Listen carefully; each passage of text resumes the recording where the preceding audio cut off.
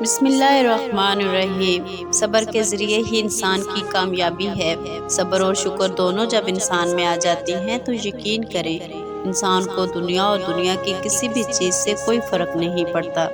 پھر وہ اپنے رب کی رضا میں راضی ہوتا ہے اور اس کی ہر شے پر خوش اور مطمئن ہوتا ہے۔ صبر کے معاملے میں حضرت ایوب علیہ السلام کو بطور خاص ذکر کیا گیا ہے۔ اللہ سبحانہ تعالیٰ نے آپ کو آزمانا چاہا تاکہ بعد میں آنے والوں کے لیے آپ علیہ السلام صبر کی مثال بن جائیں۔ آپ علیہ السلام مشکلات اور مصیبتوں اور بیماریوں کے باوجود آپ نہایت صابر و شاکر رہے اور دن رات اللہ کا ذکر کرتے رہے۔ سیدنا ایوب علیہ السلام انبیاء اکرام کی جماعت میں سے وہ ہستی ہیں کہ صبر کے معاملے میں آپ کو بطور خاص ذکر کیا گیا ہے۔ آپ علیہ السلام ابراہیم علیہ السلام کی 5ویں پشت میں سے تھے، جیسا کہ قرآن پاک میں ارشاد ہوا ہے، اور ہم نے ابراہیم کو اسحاق جیسا بیٹا اور یعقوب جیسا پوتا عطا کیا۔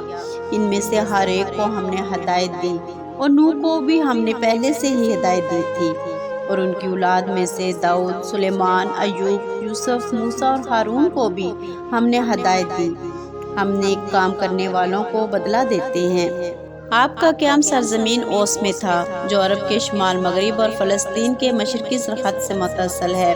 اللہ نے آپ کو قوم حوران کی طرف مبعوث فرمایا۔ یہ قوم ملک شام میں رہائش پذیر تھی۔ آپ علیہ السلام بہت زیادہ مالدار تھے۔ اللہ نے آپ کو بہت زیادہ نعمتوں سے نوازا تھا۔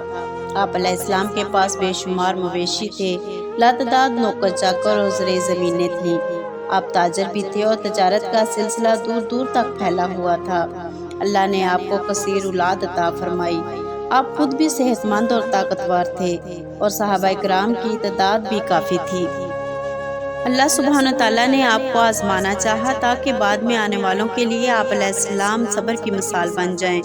آخر آزمائش کا مرحلہ شروع ہوا۔ آپ شدید مرض میں مبتلا ہو گئے اور بیماری اس قدر شدید تھی کہ آپ چل پھر بھی نہیں پاتے۔ پھر آپ علیہ السلام کا سب مال و متاع چھین گیا، یہاں تک کہ تمام اولاد اللہ کو پیاری ہو گئی۔ تمام مال مویشی ہلاک ہو گئے اور پھر آپ کی آزمائش انتہا کو پہنچ گئی۔ آپ کے ملنے والوں نے بھی آپ کا ساتھ چھوڑنا شروع کر دیا اور آخر میں صرف آپ کی خدمت کے لیے آپ کی بیوی رہ گئی۔ وہ بہت وفادار خاتون تھی۔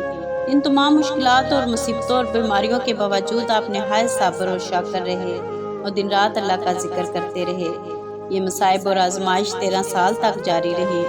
تو آپ کی صالحہ بیوی اجرت پہ لوگوں کا کام کر کے سیدنا ایوب علیہ السلام کی خدمت کرتی رہی۔ شیطان کو آپ علیہ السلام کے صبر سے بہت حسد تھا۔ وہ آپ علیہ السلام کے صبر کو نہ توڑ سکا۔ آپ نے اللہ سبحانہ تعالیٰ سے دعا فرمائی، اور ہمارے بندے ایوب کو یاد کرو جب انہوں نے اپنے پروردگار کو پکارا تھا کہ شیطان نے مجھے دکھ اور آزار لگایا ہے۔ آپ علیہ السلام کے 2 ساتھیوں کے علاوہ باقی سب آپ کو چھوڑ گئے۔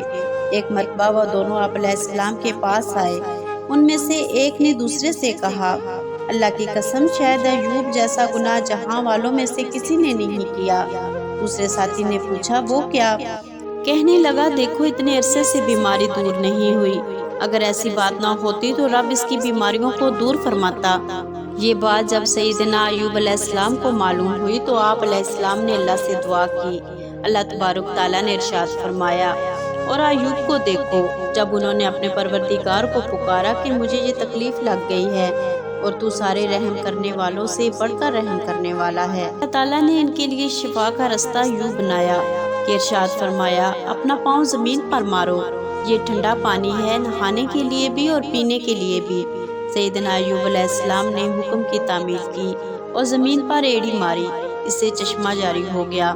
اس میں انہوں نے غسل کیا تو جسم کی زہری بیماری دور ہو گئی۔ اس کے بعد دوبارہ پاؤں مارا تو دوسرا چشمہ ابل پڑا۔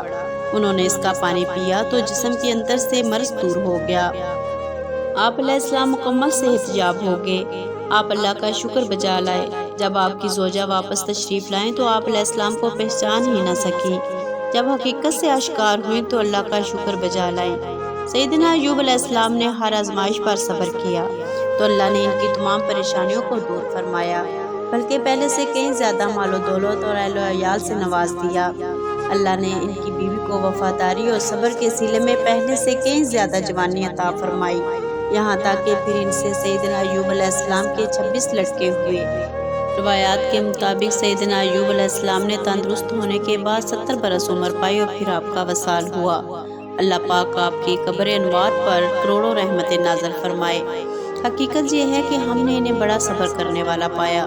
اس واقعہ میں ہمارے لیے یہ درس ہے کہ مشکلات چاہے کتنی ہی زیادہ ہو، اللہ کی جانب سے ان کا ایک وقت مقرر ہے اور اللہ ہی آسانیاں پیدا کرنے والا ہے۔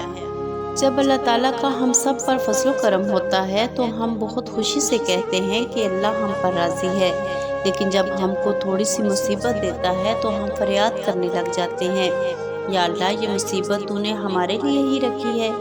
اللہ تعالیٰ ہم سب کو سب سمجھنے کی اور مصیبت کے وقت ناشکری کے لفظ بولنے پر ہدایت دے۔